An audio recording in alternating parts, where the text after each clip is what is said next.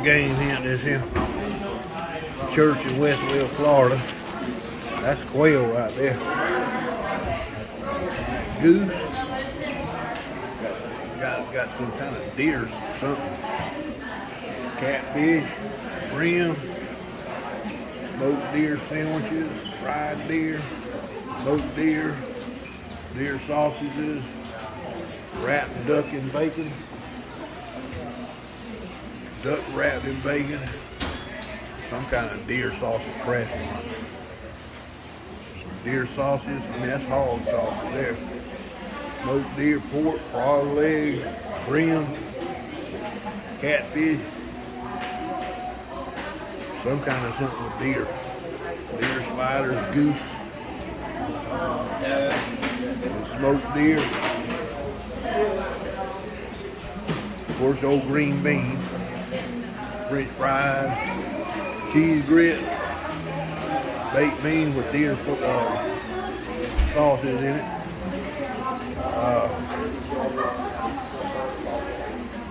Wild hog is all gone. Quail fried. Quail smoked. That's what I got. Dove. Catfish. Wild turkey with dumplings. Jambalaya with hog sausage, I guess what that is. That's just old corn chips there. Biscuit and gravy. Whatever that is, I don't know what that is. Potato corn with sausage. Regular old mashed potatoes and gravy. Coleslaw, that's going to be everywhere. Green beans, cheese grits, fried, baked beans with deer sausage. Spaghetti with deer. It ain't no spaghetti with hamburger meat, it's spaghetti with deer. Cajun pasta, deer sausage. There's the goose again. And all sorts of desserts here.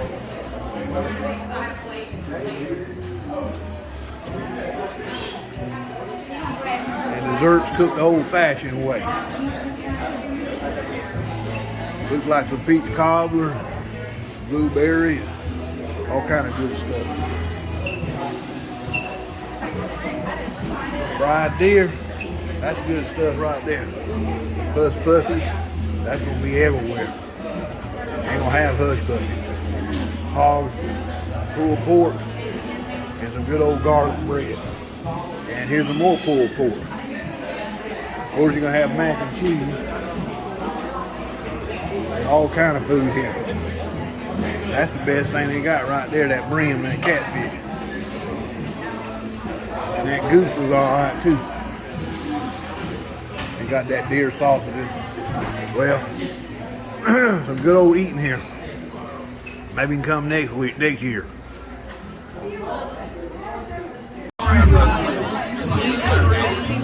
Alright, I'm eating this wild game here at this church here in Westville, Florida. Got me some wild game here.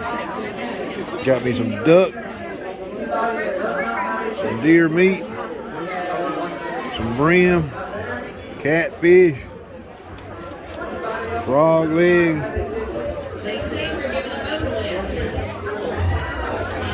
some quail. Where's the quail at? There's me some quail right there. Quail right there. There's my quail. And there's more to come later. I'm gonna go back up and get some more. Get me some different kind of stuff here in a minute. Eat some of this wild game here at this place here, this mountain.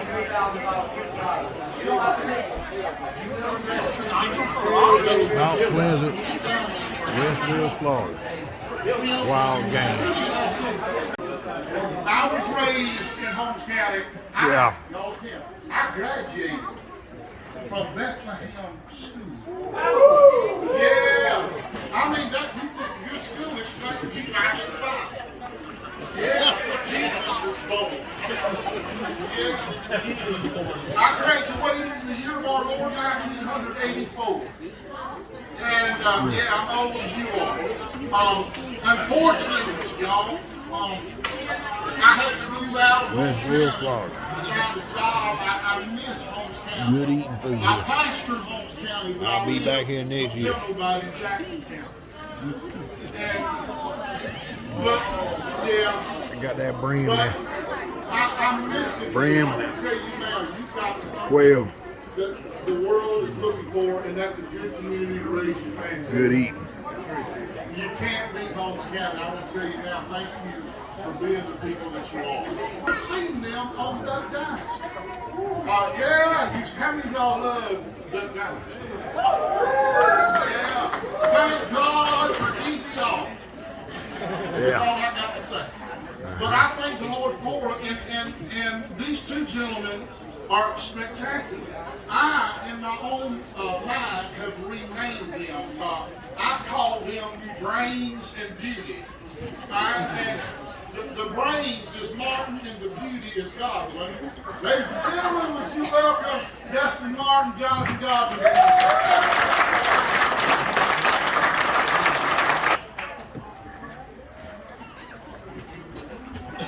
You put that thing down over it, guy?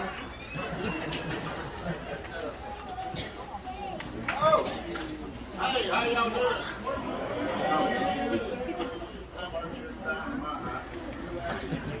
Y'all hear me? Uh-oh. She's already warned us this is not her normal system. Oh my goodness, they set us up. Hello? How are you doing? Yeah. I would like to demand a recount on the brains and beauty part. I don't think that's right. The good news is preacher graduated 1 year before I was born. Ain't that something? What's that do for you, preacher? Oh, I love it. It is good to be here. We appreciate everybody showing up. It'll be an awful embarrassment if y'all wasn't here. But it's, I think doing stuff like this is, one of the funnest things for me is getting to travel around and do stuff like this and meet people from I've been all over the country. And of course I've met a lot of y'all tonight, and y'all are us. So it just feels like we're at home, really, when we're here. So this is the fun. America is awesome. There's great people all over. Dinners and things like this. When you pull up and the menu includes whole fried bluegill, you know you home. We may not be in Louisiana, but you know you home. Because there's a lot of people in this world that don't know what a whole fried fish is. I was walking by there picking off the tail. So if you got a tailless one, I'm sorry. That's on me. Old habits die hard, and that's just part of it. But it is good to be out here in the middle of nowhere. That's where we're at, right? That's kind of how I feel. I tell a guy when we're driving down here, I said, "Dad, man, I feel like I'm at the house, rolling pines and hills." I said, "There ain't nothing around here." Ain't no cell phone on That's that. kind of the way we prefer things. It's perfect. I guarantee you. And the coolest thing I'm looking at here tonight is all the kids. Oh, yeah. That's awesome. Parents, give yourself a round of applause for bringing all these young kids out here on Saturday night. That's good. It is awesome. I remember, some of my fondest memories is my dad coming and getting me from school and us going to the deer camp. It's like the Thanksgiving holiday. I mean, I was too young to even go to gun. I had the little Red Rider DVD. You remember the But I remember, look, he would take me to the deer stand. This is before we had, big box stands and stuff, just ladder stands. And he'd break the leaves back and set me down beside the tree. And I can remember sitting under there, and when he'd see deer, he'd drop the stuff down, and try to get my attention to show me deer. And man, that was awesome. There's one thing I hated that he did, though. When we go fishing, he'd throw them stinking fish in there in the ice chest with the coat.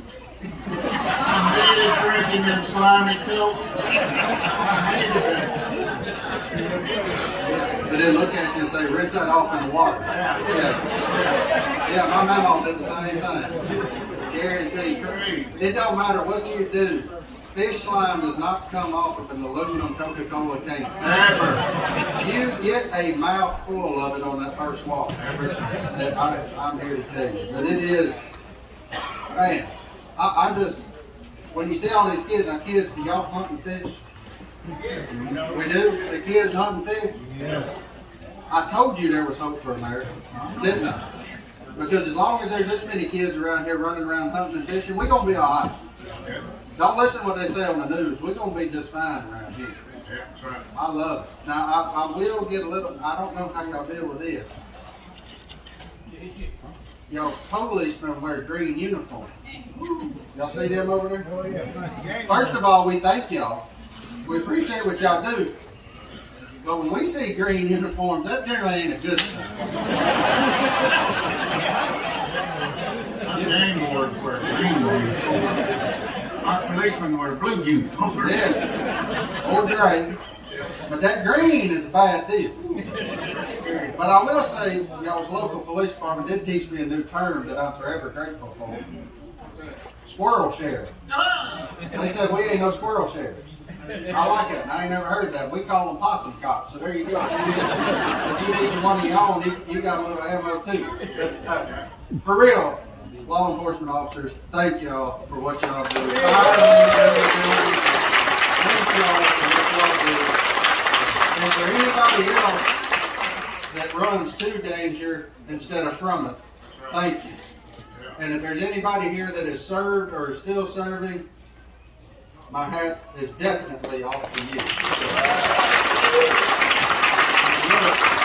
These fellers ain't showing up unless somebody calls them somebody's up to no good.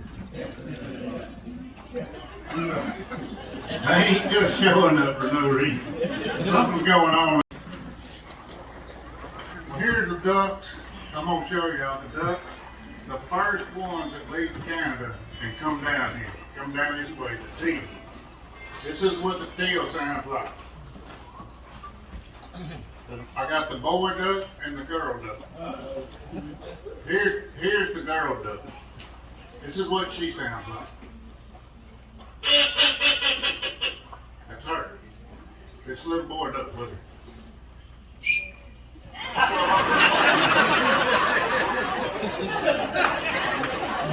This is her. This is him. I looked it up on the Google. A woman says 20,000 words in a day, and a man says 7.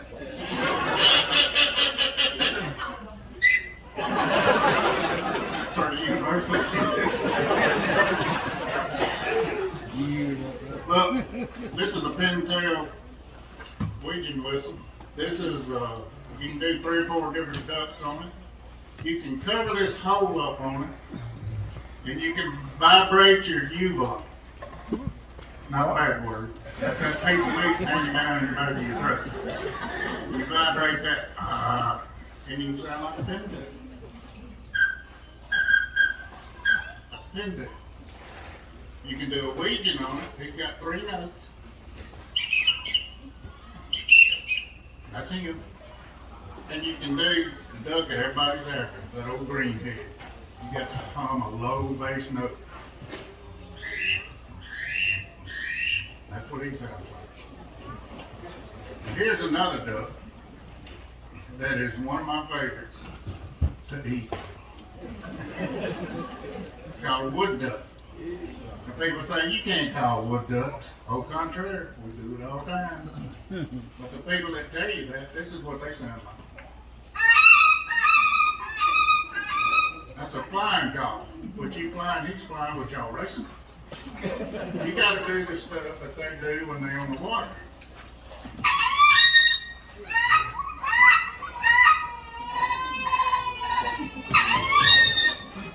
That's what they sound like on the water.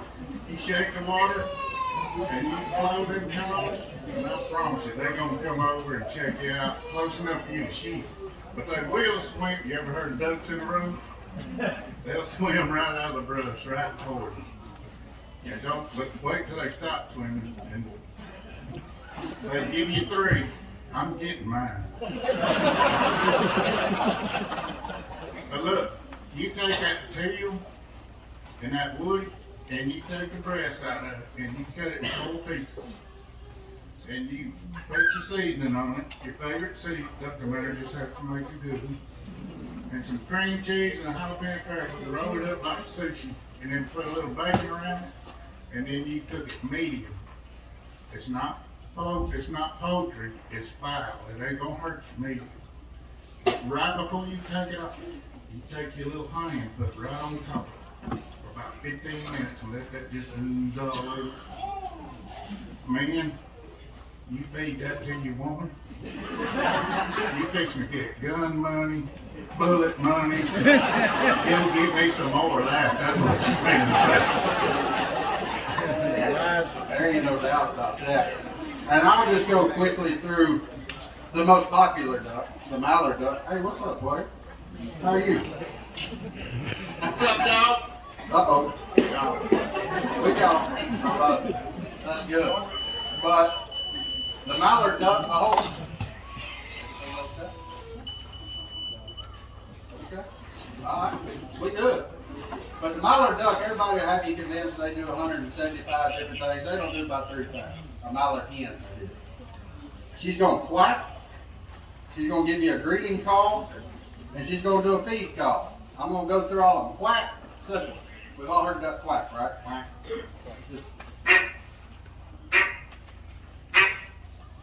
The greeting call is 3, 5, 7, 9 quacks essentially put together. I don't know why it's an odd number, but go listen to wild ducks, and every time if you count, it's an odd number. I've done it. I said, I'm going to find one that stops on 4. I ain't done it yet. But, super simple, just put them together.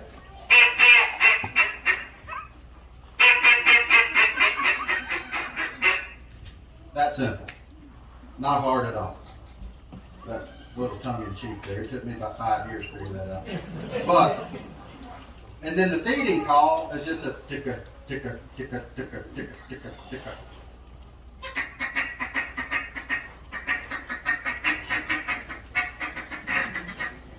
Now, humans will have you believe that ducks do things like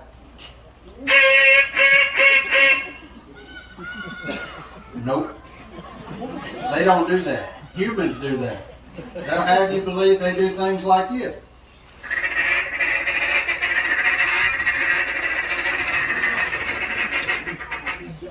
Nope, that's a human too. I prefer to sound like actual ducks, right? Our fowl and our judges have wings. I don't want to sound like a human on a duck call. Can you kill ducks doing all that? Absolutely. Their brain's the size of a pea. They ain't that slick. Nor do they shoot back. So, at the end of the day, it ain't that hard. We make it a lot harder than what it is. But just so y'all are aware, we have to do the duck call demonstration so that Willie lets us leave a day early to come on these trips. So that's how he justifies giving us a day off, so that hopefully we can sell a duck call.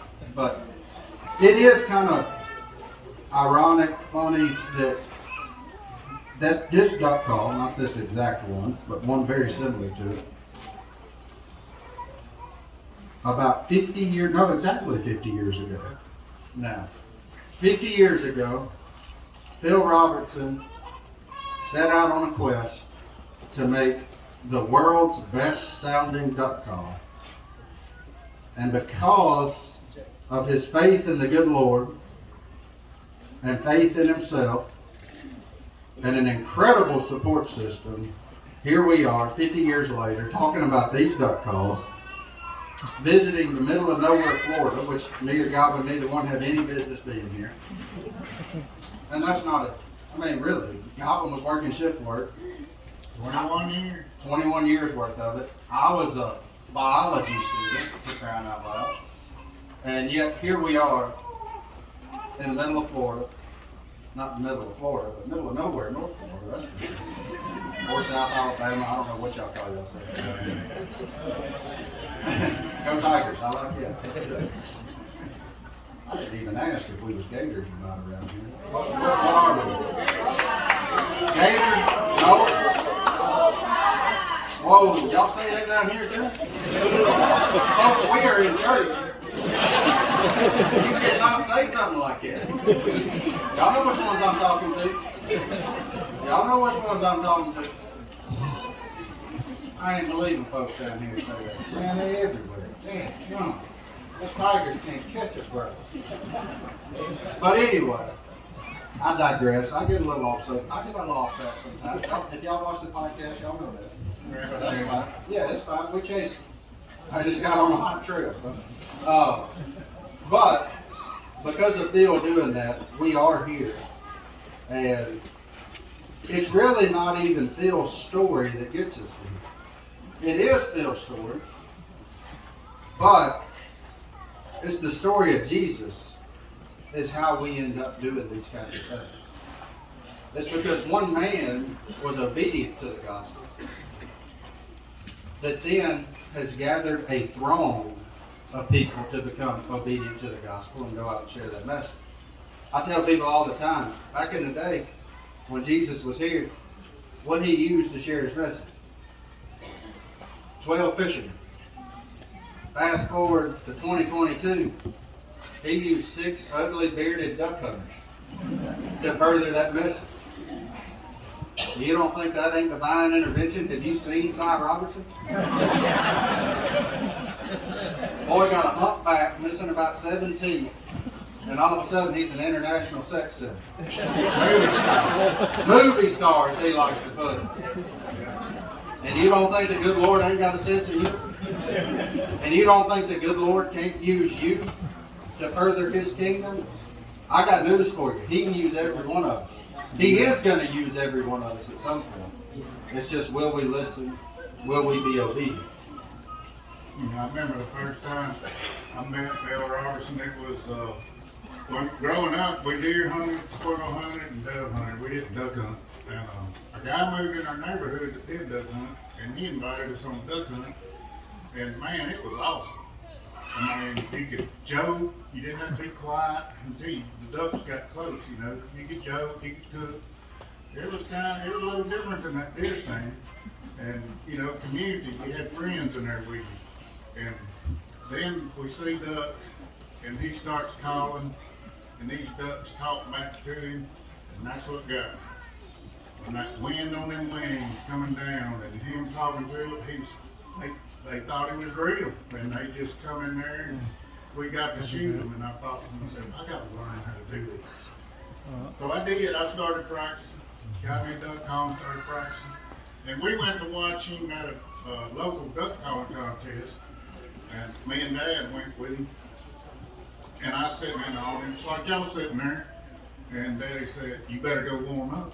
I said, warm up for what? He said, because I hear you. I said, well, would you want to do something like that for me? He said, oh, you can do it. So I went back, I was nervous, I went back there, and come back and sit down in the audience, just like y'all sitting out there, and there was a guy with a big beard sitting right in front of us, had a lanyard with bands all around it. And Daddy said, Daddy, that dude's going to win. I said, yeah, he looks like one of them. And then Daddy said, you going to use that I had a commander call. He said, you going to use that commander call? I said, no, that thing sounds like crap. When I said that guy turned around. He said, my name's Phil Robertson, I make those calls. I felt about that time. That was the first time I'd ever met Bill Robertson. I was about 15 years old. The second time I met him, I was at a hamburger cooking. This buddy of mine, I used to ride book. I know I look like it. I had one of my best, we was close. And we separated, hadn't seen each other in years. He called me and invited me to his house to a hamburger cooking. Well, hamburger cooking, I mean. So I go, and what he didn't tell me, it was house church. He slicked me. I didn't want to go. He called me before and asked me to come to church. I said, Nah, I ain't ready yet. You know, I didn't want to be around him holy roads. But he slipped me on this hamburger cookie. And Phil was there doing the lesson. I remember that, but his daddy was up there cooking the hamburgers, and he was one of my drinking buddies, so I was just up there trying to get beer in the cup so them church folks wouldn't see me. But I remember Phil doing the lesson. At this same time, my wife, she was wanting us to go to church. And I don't know why. We just adopted a daughter. We couldn't have kids. She said, we got a family now. We need a pack battery. I'm like, you know, I don't want to be around that. And, but anyway, I left. I was mad. I told him I appreciated it. But, and duck season was starting up pretty soon. And I needed a new duck call. So I got me an idea. I'm going to go to Tony's church. And Miss Paula's gonna be happy with me going to church. And I'm gonna make Phil and get me a new duck call. I'm gonna kill me 2 birds with 1 stone. That's what I did. I took off to church, you know, and Tony introduced me to Phil. Phil said, bring that boy out to the house about dinner time tomorrow. I'm like, yes sir, I got me a duck call. I come up there and he said, Goblin, what are you doing here? You been messing up? But it's Phil Robertson. I didn't want to lie to him, so I said, no. He said, yeah, that's why you're here. He said, do you believe there's a God? I had to think about it. Yeah, I guess I believe there's something out there bigger than us. He said, do you believe the Bible? He said, you got a Bible? And I got to thinking. I said, yeah, I believe there is one at home. But I never read it. He said, what about sin? You think you've sinned? I kind of looked at the ground. He said, what'd you do Saturday night? I said, yeah, I sinned. He said, well, at least you're honest. He said, let me tell you something. The God that made this universe, made us, he said, you didn't choose to be right here on this earth. Your parents didn't choose to be here. You know how you got here? Way back when your grandpa Adam was created by God that created this universe. Because he wanted a family to love him back. That's why we're here. Amen. That's why we call him Father. He's our daddy. He said, that's why you're here. He said, but us as humans, we got 3 problems. We got a sin problem we can't do nothing about. Nothing you feel about it. We got a death problem. You do believe you're going to die, don't you? What about y'all? Y'all think y'all going to die? 6 foot in the ground. Of course, I think it's 4 foot now. Everybody tries to get money. Now, a weakness problem. Even if we get in Jesus, we still don't mess up. That's why he became flesh. He come down here on earth and walk around with us for 33 years. Because we couldn't do it. He came down here and lived a perfect life. So we would understand that he understands. He just told them who he was. They nailed him to the cross. Give a thief up in his place. They put him in a tomb, killed him. Put him in a tomb, buried him. But 3 days later, he come back out.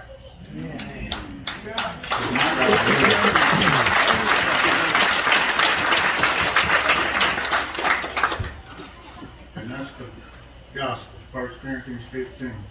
That's exactly what we do at baptism. We repent.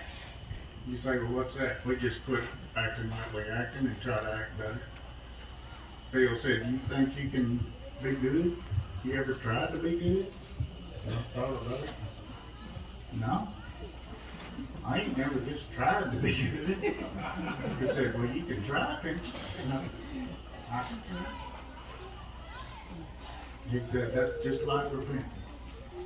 That's just like Jesus hanging on that cross. Buried in a watery grave, just like he was buried.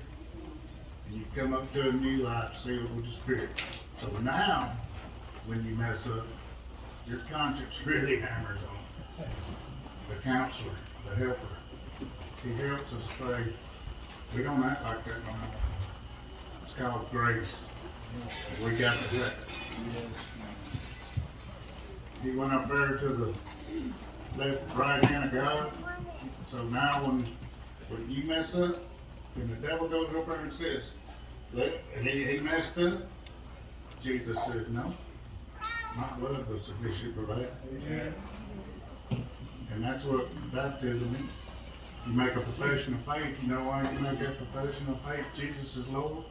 Because you're denouncing the Lord that you follow and accepting the correct Lord to follow. I done that January the 21st, 1996 at 1 o'clock in the morning. And I ain't never looked back.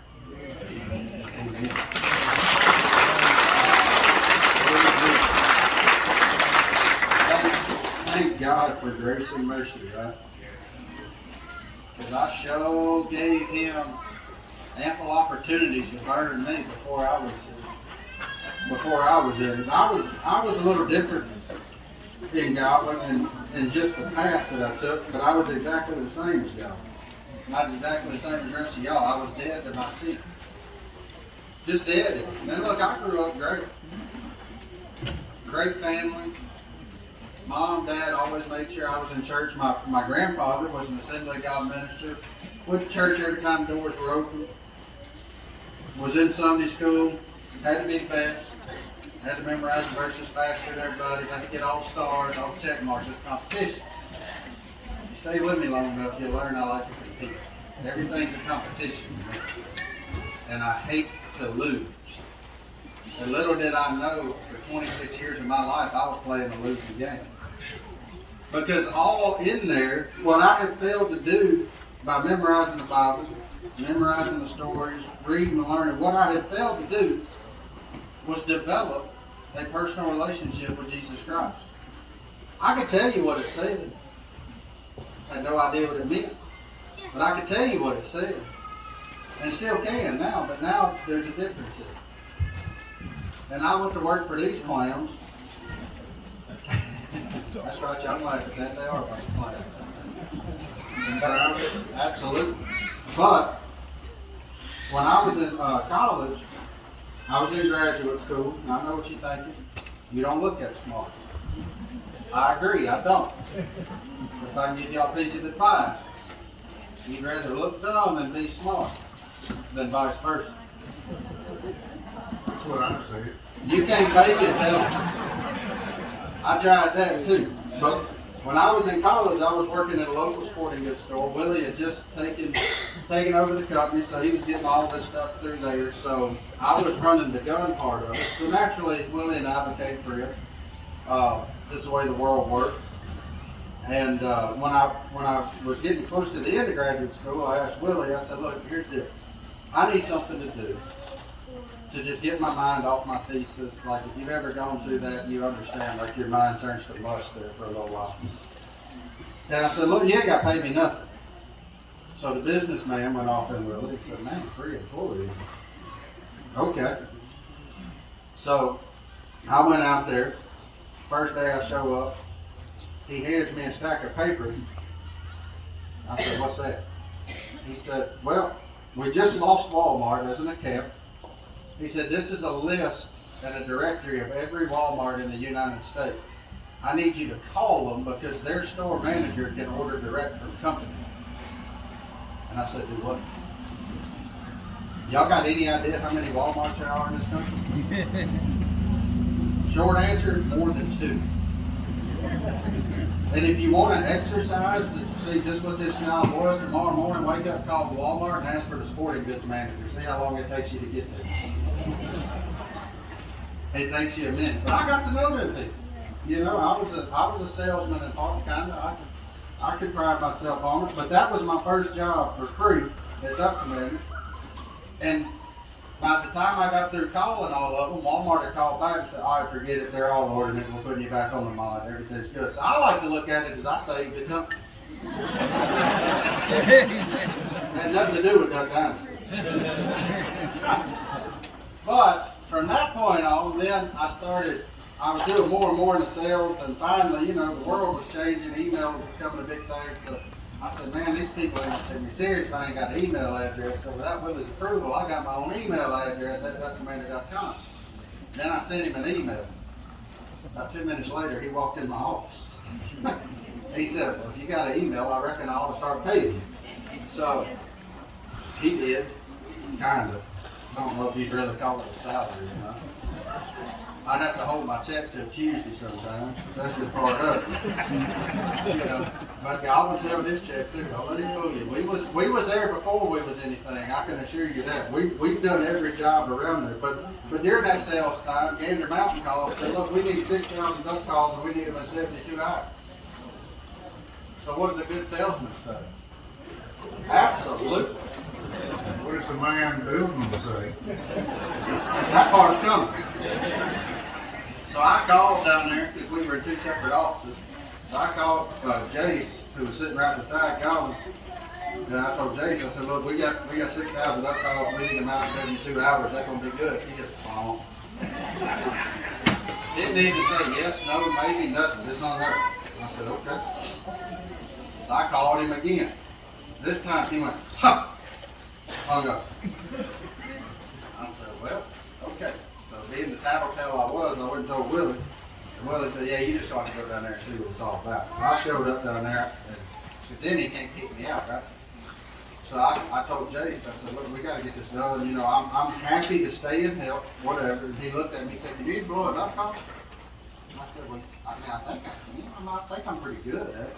He said, well, how come I ain't never heard it? I said, well, when you hunt with a duck commander, the last thing you're going to do is break out your duck call. Like, I'm hunting Phil and Jace Robinson. So he just took one that he put together and threw it to me. I went, that stuff you heard earlier. And he said, all right, you're in. And from that moment on, my rear end was in the duck call room. I had just left my sales position and went into manufacturing that quick. But that right there would be the start to why my life changed forever. Because I'm sitting in that duck call room, exactly what you see on TV. Maybe not the location, because we had about 3 of those duck call rooms at one point. But the camaraderie's there. We're all sitting there talking about nothing, legit nothing. Everybody's smiling. But I'm looking around when I start there, and I'm looking at Goblin, I'm looking at Jace, I'm looking at Cy, and they are all legitimately happy all the time. They're smiling. They never have a bad day. Nothing. I'm just sitting there thinking, like, what in the world's going on here? So the scientist in me comes back and gets a little piece of paper. And I start writing down things that we have in common and things that we have different. And I'm looking like same hours, same pay, same this, same that, same. And I get all the way down, and I finally realize the biggest difference in them and me is that they have all accepted Jesus as their Lord and Savior, and I haven't. Well, just like Godwin says, somebody that knows that that's the answer. What's the first thing I said? No, that can't be it. Let's find some more. So I go back, but that is what I kept coming back to, is that they had all given their life to Jesus, and I had not. And these guys, look, they ain't preaching to me. They ain't trying to do nothing. They're just being them. They are just going about their business, going about their daily walk in life, living by an example. And finally, I just had to swallow my pride one day, and I asked Jace, I said, look, man, I need you to tell me more about Jesus. And Jace looked at me and said, well, it's about time. And I said, well, what, you was just going to let me burn? And he said, no. He said, but you too smart. He said, you can't get them smart ones. Them smart ones got to come on their own. And I said, okay, fair enough, but now I'm ready. What do we do? And he said, well, I need you to do something for me. He said, if you got a Bible, go home tonight and read John. Read the whole book of John. Read it once, read it twice, read it however many times. Let's come back and talk to it. And I said, okay, deal. I said, but why John? He said, well, in my opinion, it's the closest account of Jesus' life while he was here on earth. And I said, okay, fair enough. That seems like a very, very, very good place to start. So I read it. I come back in the next day, and then these 3 guys, Goblin, Jace, and myself all sat down, had a little Bible study, and I was like, man, this is really cool. You know, I was reading and comprehending things that I had never, I told you I didn't memorize all of them. I knew where they were, I knew what they said, but now I was reading it and understanding it. And so then, like I said, the competition mind took over, and I'm just full bore, I gotta know more. So we're reading, we're having Bible studies, reading, having Bible studies, all that kind of good stuff. And I get to a point, it's Mother's Day 2011, I'll never forget it. I went to church with Mom, because you have to, right? And while I'm sitting there, my grandfather's preaching, and I'm not paying any attention because I'm so on fire and got to figure it out myself. I'm just still studying the book, studying the Word, reading. And I get to Acts 2, and I get there in 38, 39, where basically it says, repent, be baptized for forgiveness of your sins. I'm paraphrasing, obviously, don't quote me on that. But, about the time I'm reading that, on a Mother's Day service of all things, my grandfather at an Assembly of God church makes a baptistry call. Like, anybody wants to be baptized, come up here now. And I'm reading that, and I hear that, I read that, I hear that, and I'm like, oh, he's talking to you, you idiot. Get up there and do it. And so I went up there on Mother's Day 2011, got baptized, gave my life to Jesus, and can honestly say my whole world changed forever. Because for the first time in my life, I tell everybody this, that night was the best night's sleep I ever got. And it's because for the first time in my life, I didn't care if I woke up the next morning. Because I knew wherever I was headed was way better than where I'm at right now. And I had that assurance from a faith and belief in Jesus Christ that I had never had before in my life. And then fast forward, a couple of years later, here comes this little thing called Dynasty. Fast forward, here comes a wife. Fast forward to now, here comes 2 kids. It could all be coincidence, but I'm not a big believer in coincidence. I got faith that all this was done at exactly the right time, exactly how it was supposed to be done, and there ain't a thing I would change about it. I'd love to go back and do it sooner, but I wouldn't be where I'm at if I had done it sooner. Because you're right where you're supposed to be. Right now, right here, this place, there's somebody here hearing this message that's supposed to hear the message. And that's the coolest thing about how God works. Because 99% of the time, it hits you when you don't even know it's going to hit you. For crying out loud, I was putting together teal calls. The worst duck call we built. Because I was the rookie. And then that hit me like a ton of bricks. And next thing you know, now I'm the general manager of the company. God is good. He is faithful. If you will just be faithful to Him. Now, what am I saying here? Am I saying that when you give your life to Jesus, life gets easy? Heck no, it doesn't. Because you know who else doesn't like to lose? The devil. So you got to wake up every day and slap him in the face and say, not today. But I'm telling you right now, it's working. And you're surrounded here by a great community of people that would love to tell you more about it. That would love to be the Godwin Jason side in my life. And there's even more of them now. But you're surrounded by those people. You just have to look. And that's the coolest thing about it. I love it. Because, look, here's the deal. God, I'm going to speak for you on this. You want heaven to be full, right? Full. Because y'all know what heaven is? You see it right now? Fish jumping out that river. Everywhere. 10-pound crappie. Big ones. And look, son, they bite.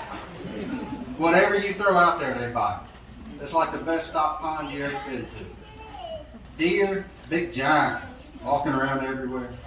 Ducks blacking in the sky. Turkeys gobbling their heads off. You know the best part? There ain't a game warden inside.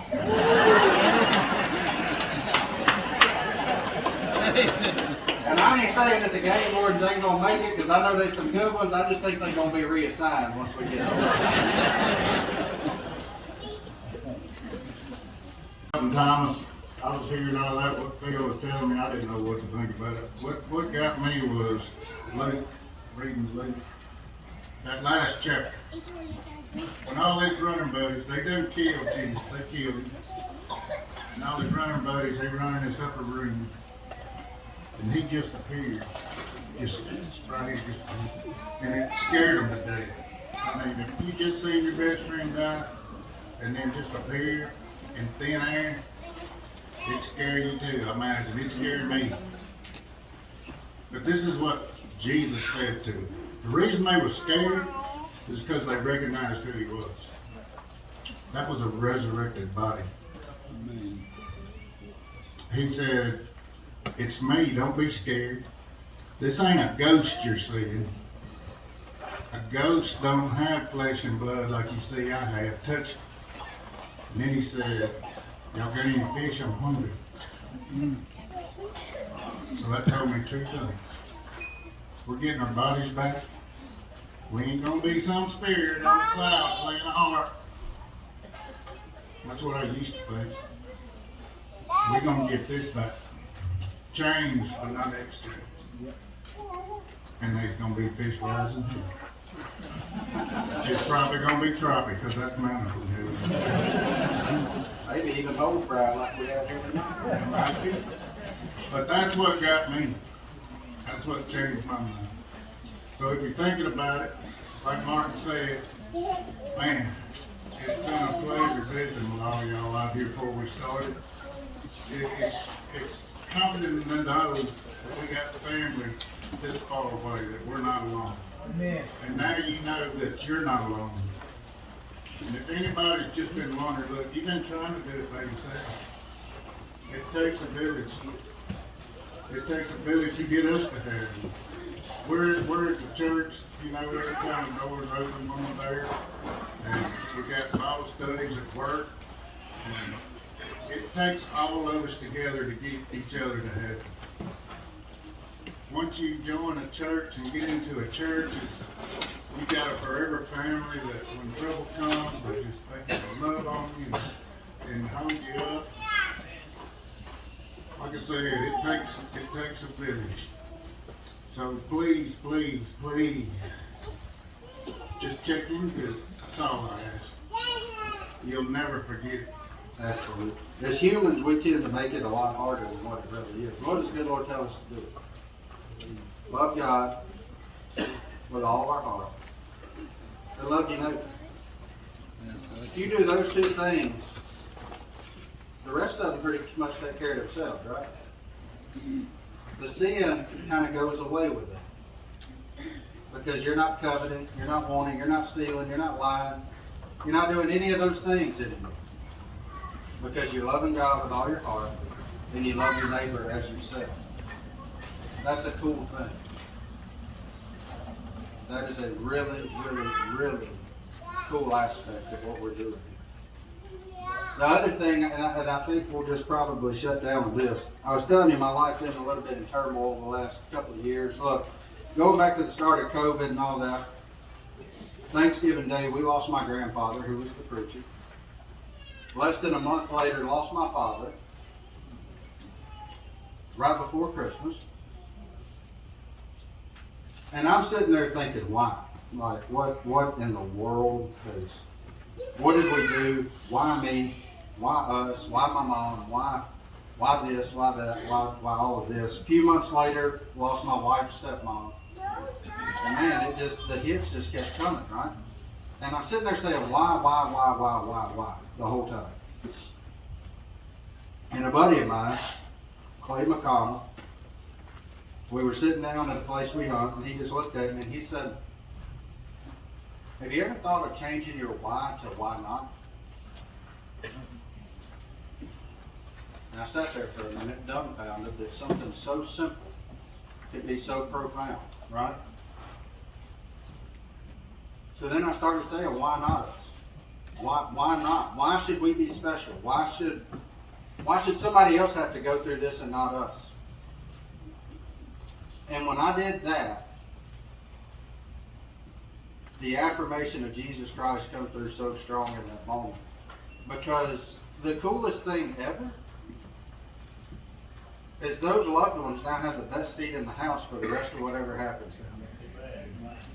And when I started saying that too, I suddenly realized it's selfish of me to want that back. Because they wouldn't come back if they could. And I don't blame them. Because when I get to it, I ain't coming back. I hope. I ain't read that part yet. So I hope they don't kick me out. But I carry this around in my pocket. It's a little cross that my wife got for me. And I wrote a verse on it.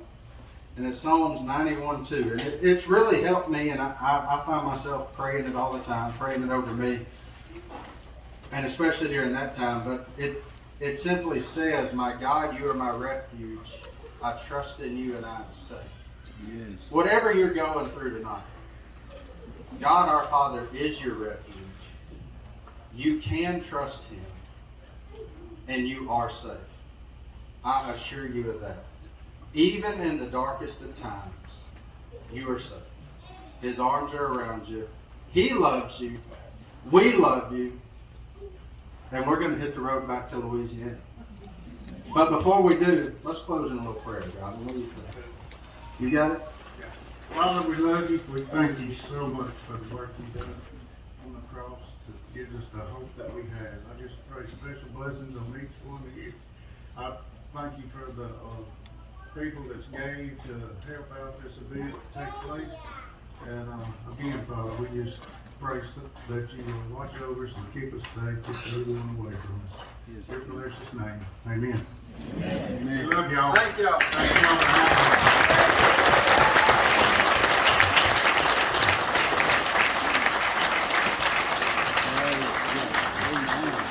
See, I got me a plate to go. There's a lot of this here fish left over here. But I got me a plate to go. Alright, this thing here about winding down. Good food here. They've got a lot of giveaways going on here at this deer, at this wild game eating fest here at this church. All the kids out here playing. They ain't looking at no cell phones because they ain't got no cell signal out here, out in the middle of nowhere. So they out here playing. Now if they had access to a cell phone, they wouldn't be out here playing. There ain't no signal out here, so all these kids out here playing, they ain't got to look on no phone.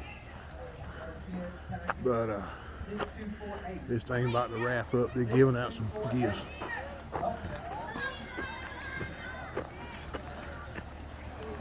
Good food here.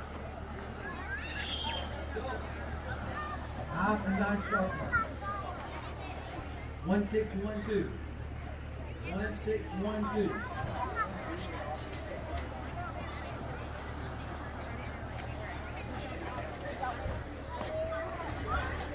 Well, it was good eating here. About to wrap this up. 1727. Giving out these gifts. 1727. So I guess they'll do it again next year.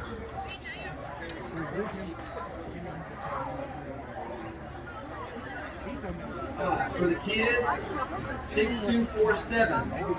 At Westville, Florida. 6247. That's about it for now. Good eating. We'll do it again next year. Well, it's over. That's it. Come back next year. Get me some more fish next year. More food. Good cooking food. That's it. Okay, we just now finishing up here. Eating up all this good food. It's all this good food here. Mount Assembly, West Pleasant Assembly in Westville, Florida. Out in the middle of nowhere. No cell phones, nothing. Good food.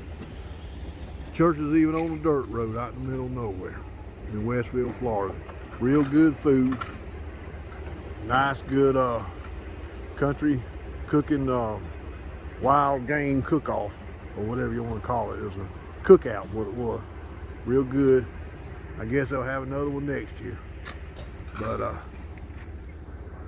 like I say, it's out in the middle of nowhere. Some real good country cooking. Talk to you later. We'll do it again next year. Talk to you later. Bye.